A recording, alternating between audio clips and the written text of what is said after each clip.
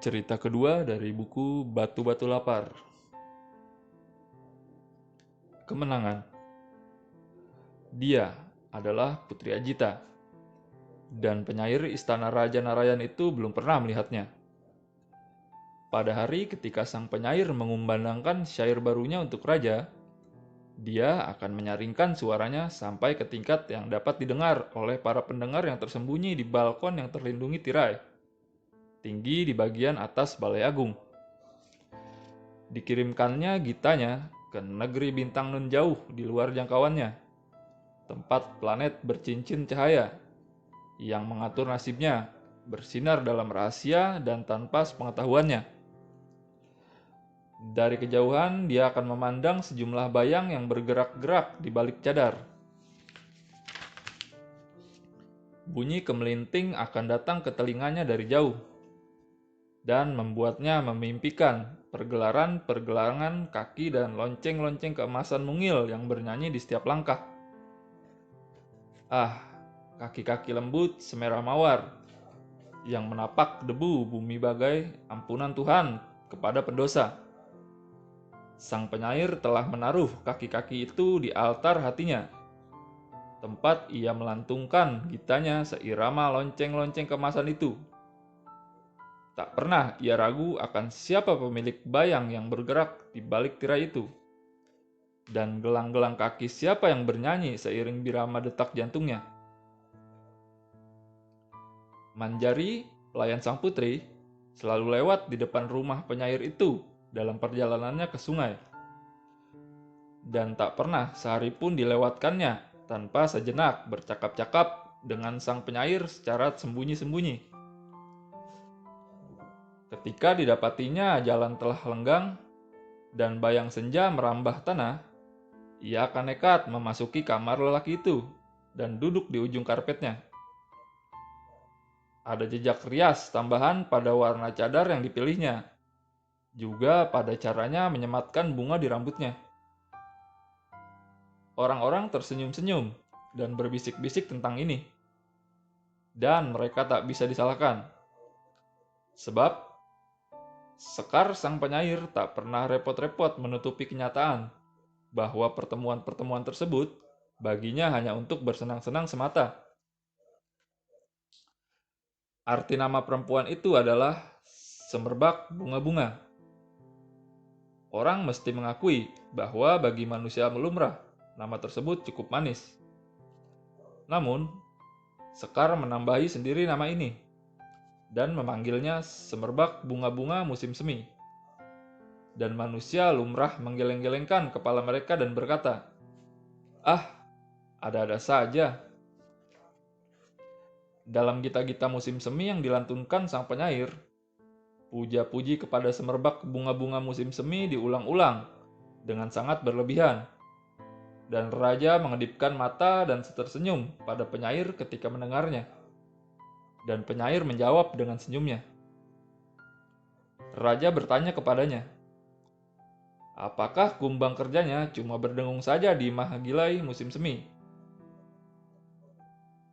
Jawab penyair, tidak, tapi juga menghisap madu semerbaknya bunga-bunga musim semi.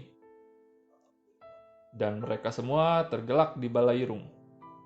Dan Kasakusuk mengabarkan bahwa Putri Ajita pun tergelak-gelak mendengar pelayannya menerima nama pemberian sang penyair. Dan Manjari merasa senang. Maka kebenaran dan kepalsuan bercampur dalam hidup. Dan pada apa yang telah diciptakan Tuhan, manusia menambahkan hiasannya sendiri. Hanya kebenaran-kebenaran sejati yang dilantunkan sang penyair. Temannya adalah Krishna, dewa cinta, dan Radha, sang tercinta, lelaki kekal dan perempuan kekal, duka yang datang dari muasal waktu, dan kesenangan tiada akhir. Kebenaran gita-gita ini diuji di lubuk hatinya yang paling dalam oleh semua orang, sejak pengemis hingga sang raja sendiri. Gita-gita sang penyair ada di bibir semua orang, dalam kemilau sinar bulan yang paling samar dan bisik angin musim panas yang paling suyuk. Gita-gitanya akan merebak dari jendela-jendela dan halaman-halaman istana, dari kapal-kapal yang berlayar, dari bayang pohon-pohon sepanjang jalan, dalam tak terhingga suara. Maka hari-hari berlalu bahagia.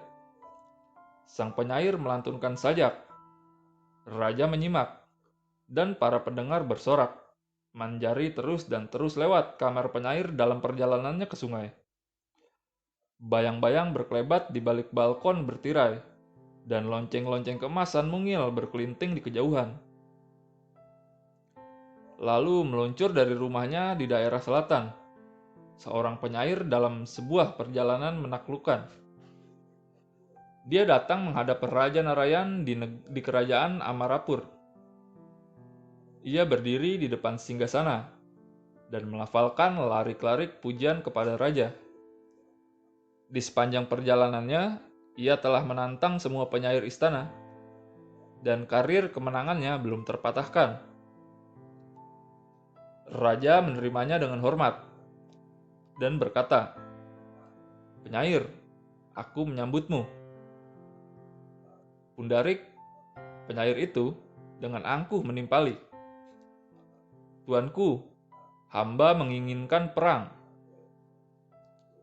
Sekar, penyair istana sang raja itu, tidak tahu bagaimana harus terjun dalam medan pertempuran kepujanggaan. Malam hari dia tak bisa tidur. Sosok perkasa Pundarik yang masyhur, hidungnya yang tajam melengkung seperti sebilah pedang Arab, kepalanya yang congkak dan condong ke satu sisi, menghantui penglihatan sang penyair dalam gelap. Dengan hati gemetar, pagi itu Sekar memasuki arena. Teater dipadati khalayak. Penyair itu menyapa pesaingnya dengan senyum dan anggukan. Pundarik membalas dengan sedikit gelengan kepala dan memalingkan wajahnya ke arah lingkaran para pengikut pemujanya sambil tersenyum penuh arti. Sekar melemparkan sekilas pandangan ke balkon bertirai yang berletak tinggi di atas sana. Dan benaknya menghormat Dewi junjungannya. Seraya berkata, "Kalau hari ini aku menang perang, Dewiku, terpujilah namamu yang gemilang." Trompet berbunyi. Lautan khalayak bangkit berdiri, meneriakan yel-yel kejayaan pada raja. Sang raja, berbusana jubah longgar putih, perlahan memasuki ruangan seperti awan musim gugur yang mengambang hanyut. Lalu duduk di singgasananya. Pundarik berdiri, dan ruang besar itu pun hening. Dengan kepala mendongak tinggi-tinggi dan dada membusung, dengan suara menggelegar, ia mulai mengumandangkan puja-puji kepada Raja Narayan. Kata-katanya menerjang dinding-dinding ruangan bagaikan gelombang samudra, dan serasa berderak-derak pada rusuk khalayak pendengar. Kepiawaiannya dalam memberikan aneka macam makna pada nama Narayan, dan mengalunkan setiap aksara di dalam lewat jejaring larik-larik syairnya dengan segala ragam cara, merampas napas pendengarnya yang terpesona.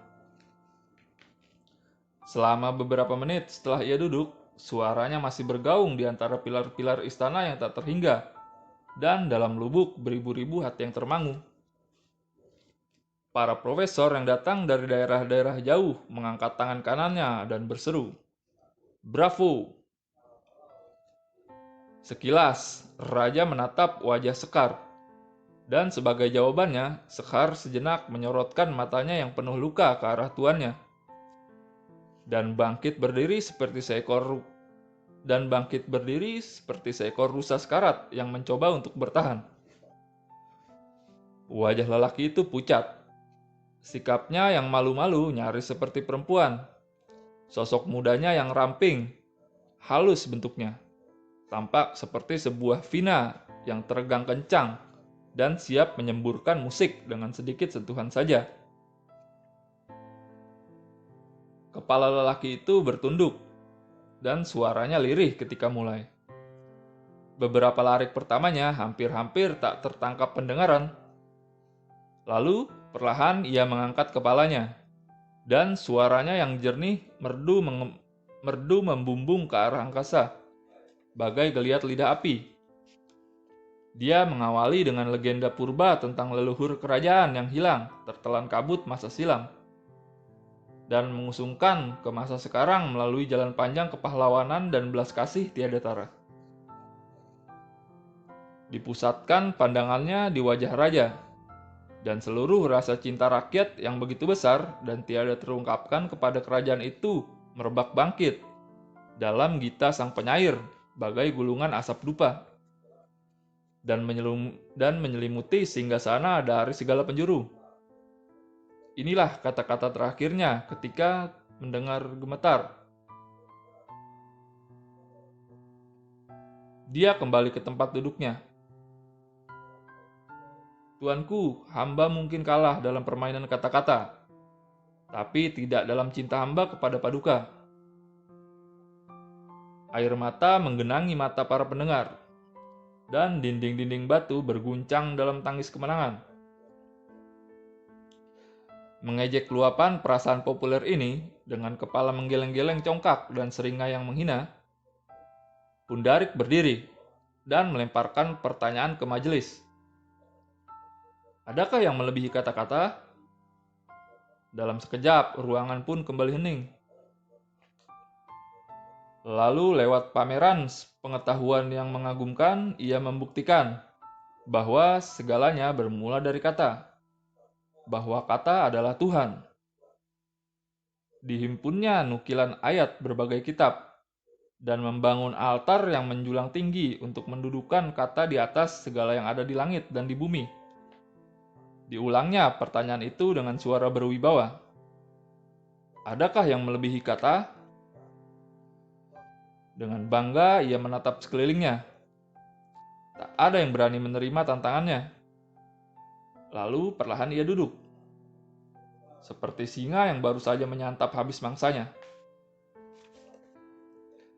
Para cerdik pandai memekik. Bravo! Raja bergeming terkagum-kagum, dan penyair Sekar merasa dirinya tak berarti di hadapan pengetahuan gemilang itu. Majelis untuk hari itu telah berakhir. Keesokan harinya, Sekar memulai gitanya. Itulah hari ketika siul seruling cinta untuk yang pertama kalinya menyentakkan udara hening hutan Frinda. Para wanita pengembala tidak tahu siapakah yang memainkan musik itu dan dari mana datangnya. Terkadang alunannya seperti datang dari jantung angin selatan, kadang dari gumpalan awan yang melayang-layang pada pucuk-pucuk bukit. Ia datang dengan membawa pesan kencan dari negeri matahari terbit, dan menghanyut dari tepi matahari tenggelam bersama desa nestapanya. Bintang-bintang seakan jadi lubang-lubang seruling yang membanjiri mimpi-mimpi malam dengan melodi. Musik itu seakan berdempak menyembur dari segala penjuru, dari ladang-ladang dan belukar, dari jalan dusun yang rindang dan jalan raya yang kesepian, dari kebiruan langit yang membalur, dari kehijauan rumput yang berkilauan. Mereka tak paham akan maknanya, pun tak mampu menemukan kata untuk mengungkapkan gejolak perasaan di hati mereka. Air mata mereka merebak, dan hidup mereka serasa merindukan maut yang akan menjadikannya sempurna. Sekar melupakan penontonnya, melupakan perjuangannya melawan pesaingnya. Sendiri ia berdiri di tengah kecamuk pikirannya yang bergetar, yang bergelegar, mengitarinya seperti daun-daun dalam semilir angin musim panas, dan melantunkan gita seruling. Di benaknya terpampang citra yang terbentuk dari bayang-bayang, dan sayup-sayup gema kelinting kaki yang melangkah di kejauhan. Sekar duduk. Pendengarnya gemetaran oleh pedihnya kegembiraan yang tak terlukiskan, yang begitu besar dan samar-samar, dan mereka lupa memberinya tepuk tangan. Ketika perasaan ini telah memudar, Pundarik berdiri di depan singgasana dan menantang pesaingnya untuk menjelaskan siapakah sesungguhnya pecinta itu dan siapa sang tercinta. Dengan sombongnya dia menatap sekelilingnya, tersenyum pada pengikutnya dan kembali melontarkan pertanyaan. Siapa Krishna sang pencipta? Dan siapa Radha sang tercinta? Selanjutnya, dia memulai menganalisis akar nama-nama itu dengan berbagai variasi maknanya. Kehadapan hadirin yang terbengong-bengong, disorongkannya seluk-beluk pelbagai aliran metafisika dengan kemampuan yang sempurna. Diacak-acaknya tiap huruf nama-nama itu. Lantas diburunya dengan logika tanpa ampun, hingga hancur berantakan jadi debu. Untuk seterusnya dikejar lagi dan dipulihkan dengan makna yang belum pernah dibayangkan penjajah kata yang tercanggih sekalipun. Para cerdik pandai kegirangan. Mereka bersorak riuh rendah, dan khalayak mengikutinya. Terperdaya oleh kepastian bahwa mereka telah menyaksikan. Pada hari itu, helai terakhir tirai kebenaran dicabik-cabik di depan mata mereka oleh seorang intelektual yang tak terkira cerdasnya.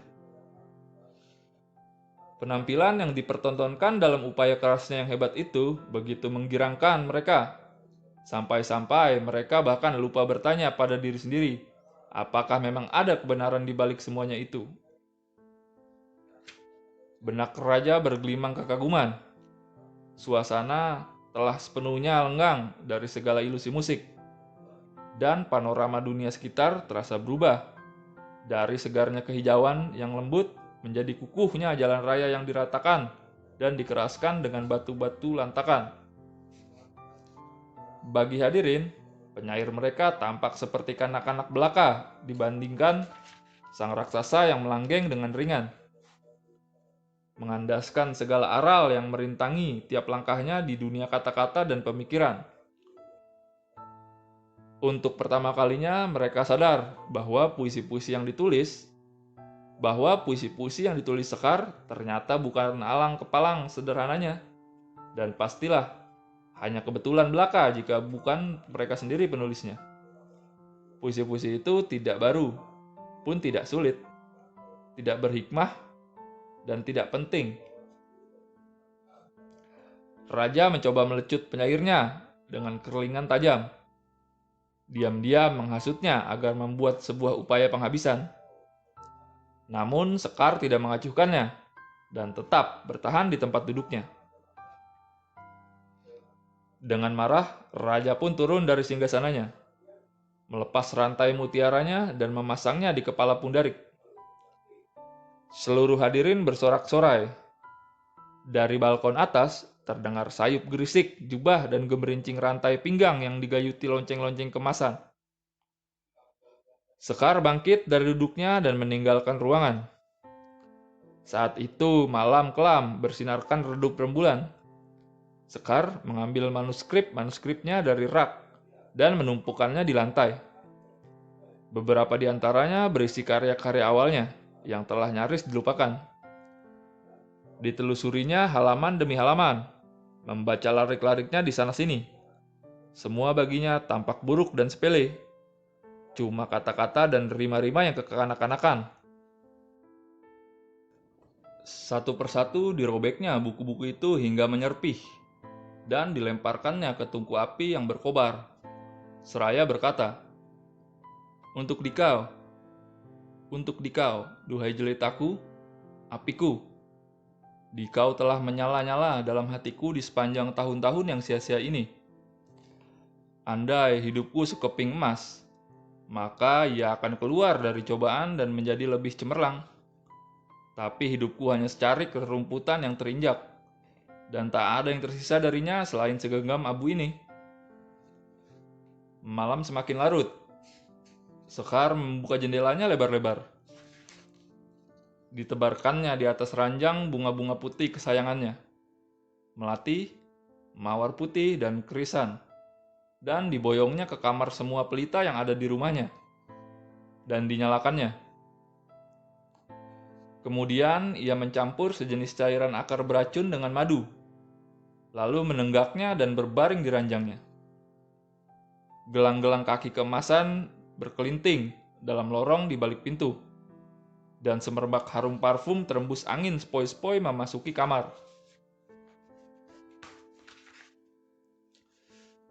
Sang penyair dengan mata terpejam berkata, "Dewiku, adakah pada akhirnya dikau berkenan menaruh bebas pada hambamu dan datang menengoknya?" Suara yang sangat merdu terdengar menjawab, "Aku datang, penyairku." Sekar membuka matanya dan melihat sesosok perempuan di depan ranjangnya.